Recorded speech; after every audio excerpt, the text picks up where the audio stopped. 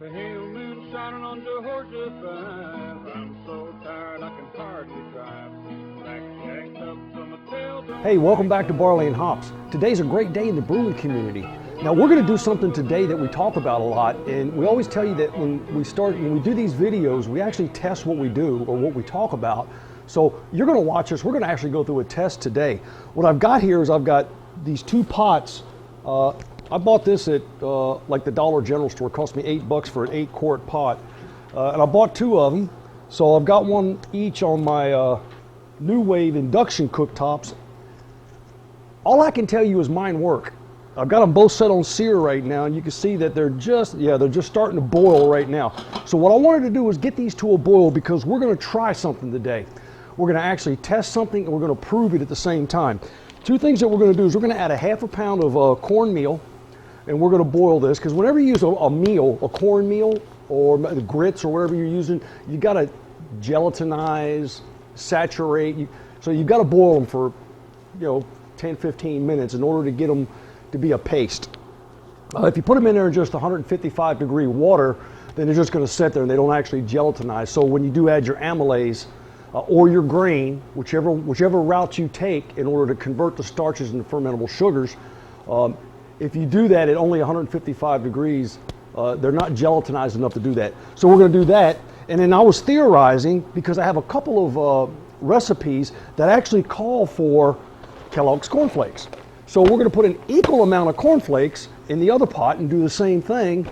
And then, of course, once we cool them to 155, the first thing we're going to do is we're going to check the starch. And we're going to use our tincture of iodine to do that. And then we're going to let them steep at 155 for 60 to 90 minutes. And we'll keep checking on it and see if we can convert all of these starches in both of these products. We know we can do this. We're going to test this today. This may just be a great addition to some of your recipes for flavor. Now, in doing that, we're also, of course, we're going to use our cylinder and our hydrometer to check the specific gravity. I've also got my, refractometer. Yeah, these are pretty neat. They're a little bit more expensive. They work. You're going to get the same information, although these are auto-tuning, so it doesn't really concern itself with temperature. So it's auto-correcting. This one is just a sight glass. It takes just 3 drops. You just put them on there. You don't have to fill up a cylinder, and you look through it. And we'll show you that in a little while. So we're going to get going here, and I'm not going to bore you with me adding all this stuff. We're just going to come back later once this is all almost complete, and then we're going to start doing the testing. Okay, this is the cornmeal itself, and you'll see how thick that is. Now what I've got here is right now we're at 163, and I've got my New Wave turned off. What I got is I got a pint bottle here because it's got a lot of surface area. I just put it in the freezer. I got that sitting in the center, just trying to cool that pot down as quickly as I can. Let's look over at the cornflakes. I've done the same thing. I've got like a pint jar in there that I had frozen in the freezer, and that one's down to 154. So it's about time for me to pull that out and add the amylase. So this one, you'll notice though, is not as thick.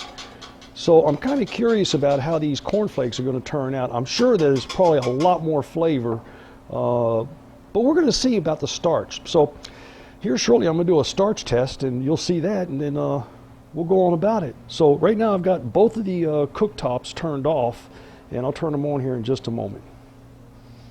All right, then I've just removed the jars that I had in there. It's like I said, I was using some regular pint jars because I got a lot of surface area. I just freeze them in the freezer and use those as big ice blocks, and that's cooled it down. Hey, one thing I've noticed on my cooking surfaces, I've got one of the older ones, the 1300 watt, and I've got the 1800 pick New Wave.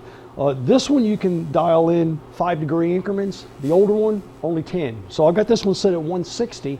And I've got this one set at 155. We're going to try to maintain that and see where we are. So it's time to do a starch test. And so when we do the starch test, all we want is just, we're going to pull a little bit of this out of the cornflakes and try that first. There we go. I've got my small eyedropper. You don't have to use an eyedropper. You can use the little thing that comes with it. There we go. So I've got my eyedropper. I'm gonna reach in and mix this up a little bit, and I'm gonna grab some and see what happens. And that is laden with starch. And you can see this, just like you could on the other video that we've done with a starch test, it turns absolutely black immediately and stays there. I don't care what you do to it, it just stays there. So that tells me that we've got a lot of starch that we can convert to fermentable sugars. And I'm looking forward to doing that. Now let's try this one. Of course, we know already about cornmeal. Cornmeal is gonna be, there it is, absolutely black. Don't care what you do to that one either. So we know that that's going to be starch. What we're going to find out in the end, though, is we're going to find out what the gravity point difference is. I'd be interested to find out if cornflakes offer as many gravity points as a pound of cornmeal. Now our results are going to be just a little bit skewed, unfortunately, because I wasn't aware there's only 12 ounces, 0.75 pounds of cornflakes in a box. I put a pound of cornmeal in here, and I put 3/4 of a pound of corn flakes.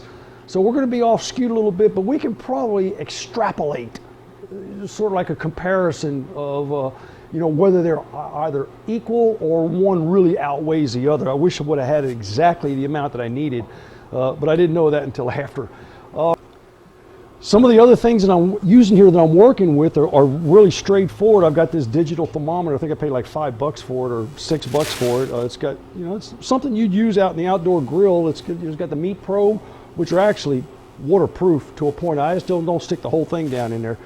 But I let those sit. I got 2 of those, and I'm ready to add amylase, and we're going to go at it and let this thing steep for 60 to 90 minutes and see how much of these starches we can convert to fermentable sugars. So we'll be back in as long as it takes, and we'll let you know how long that is. We'll take some time hacks along the way. Thanks. Well, welcome back.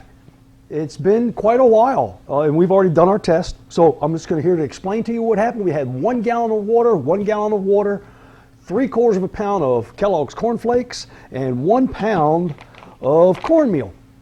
We brought that to a boil. We let it simmer or steep at a boil temperature for about 10 or 15 minutes. It gelatinized. Everything went fine. We cooled it down to 155, added our amylase, waited 90 minutes, checked it. We converted all the starches, and these are the final results. Cornmeal, 33 gravity points. So it's 1 pound of cornmeal will increase your gravity points by 32 per gallon.